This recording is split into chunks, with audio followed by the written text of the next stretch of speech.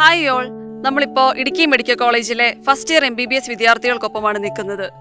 നിങ്ങളെപ്പോലെ തന്നെ കഴിഞ്ഞ വർഷം ഇതേ സമയം മോഡൽ എക്സാംസ് ഒക്കെ അറ്റൻഡ് ചെയ്ത് അവരാഗ്രഹിച്ച കോളേജിൽ അഡ്മിഷൻ മേടിച്ചിരിക്കുകയാണ്. നമുക്ക് അവരോട് ധാരാളം കാര്യങ്ങൾ ചോദിച്ച് മനസ്സിലാക്കാനുണ്ട്. ഓരോരുത്തരോടായിട്ട് നമുക്ക് ഓരോ കാര്യങ്ങൾ ചോദിച്ച് മനസ്സിലാക്കാം. ആദ്യമായി നമുക്ക് ഇവരെ ഒന്ന് പരിചയപ്പെടാം. ഹായ്, എൻ്റെ പേര് നന്ദന. ഞാൻ കണ്ണൂരിൽ നിന്നാണ് വരുന്നത്. ഞാൻ ബ്രില്യൻറ്റിലെ റിപ്പീറ്റർ ബാച്ചിലെ സ്റ്റുഡൻ്റ് ആയിരുന്നു. ഹായ്, എൻ്റെ പേര് നീയ. ഞാൻ കോട്ടയത്തു നിന്നാണ്. ഞാൻ ബ്രില്യൻറ്റിലെ റിപ്പീറ്റേഴ്സ് ബാച്ച് സ്റ്റുഡൻ്റ് ആയിരുന്നു. ഹായ്, എൻ്റെ പേര് അദീതി. വീട് കോഴിക്കോടാണ്. കോഴിക്കോട് സെൻറ്ററിലെ റിപ്പീറ്റർ ബാച്ച് സ്റ്റുഡൻ്റ് ആയിരുന്നു. ഹായ്, എൻ്റെ പേര് ഹരിന്ദ് സുരേഷ്. ഞാൻ കോഴിക്കോട് നിന്നാണ്.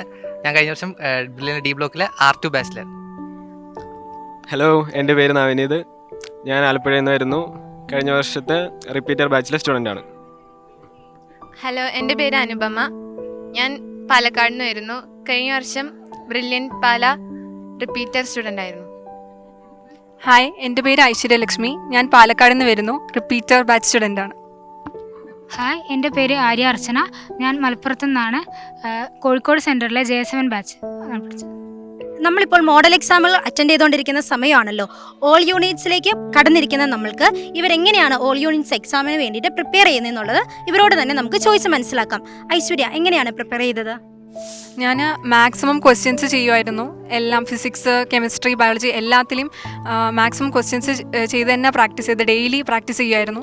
പിന്നെ എല്ലാ എക്സാംസും ഞാൻ അറ്റൻഡ് ചെയ്തിട്ടുണ്ട്. ഒരു എക്സാമും അങ്ങനെ മിസ് ചെയ്തിട്ടില്ല. പിന്നെ ബയോളജീൻ്റെ കാര്യം പറയുകയാണെങ്കിൽ NCERT ഫുൾ വായിക്കുമായിരുന്നു.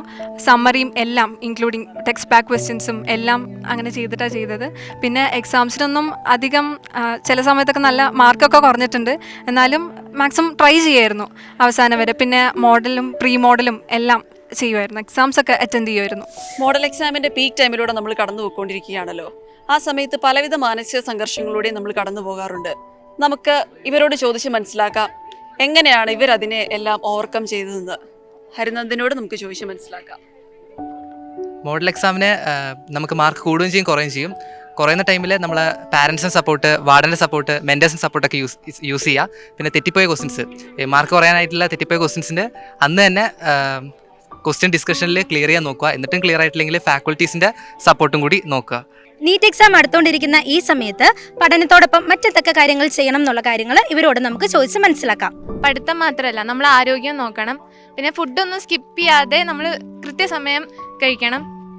ഉറക്കത്തിൻ്റെ കാര്യമാണെങ്കിലും ഭയങ്കര ഇമ്പോർട്ടൻ്റ് ആയിട്ട് 6 മണിക്കൂർ തന്നെ ഉറങ്ങാൻ ശ്രമിക്കുക. ഈ കാര്യങ്ങളൊക്കെ ശ്രദ്ധിക്കുക. നമ്മുടെ കുട്ടി ഡോക്ടേഴ്സിനോട് നമ്മൾ കുറേ കാര്യങ്ങൾ ചോദിച്ച് മനസ്സിലാക്കി. ഈ കാര്യങ്ങളൊക്കെ നിങ്ങൾ ഫോളോ ചെയ്യാൻ ശ്രദ്ധിക്കുക. All the best. Brilliant Study Center, India's #1 coaching center for NEET and JEE.